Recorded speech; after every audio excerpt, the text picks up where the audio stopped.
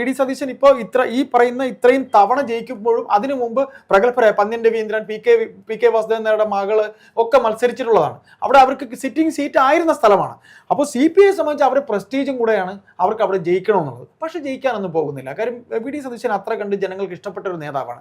2, താങ്കൾ ചോദിച്ച എന്തുകൊണ്ട് പുതിയ നേതൃത്വത്തെ, പുതിയ യുവനിരയെ കൊണ്ടുവരുന്നില്ല എന്ന് ചോദിച്ചാൽ, ഞാൻ ഒരു ചെറിയ കാര്യം പ്രശ്നം ചോദിക്കട്ടെ. ഈ ഭരണം വന്നിട്ട് 10 വർഷമായി. ഈ സർക്കാരിൽ ഇത്രയും വലിയൊരു കെടുകാര്യസ്ഥത ഈ ആരോഗ്യ വകുപ്പിൽ ഉണ്ടായിട്ട് DYFI എന്ന് പറഞ്ഞൊരു യുവജന സംഘടന ഇവിടെയുണ്ട്.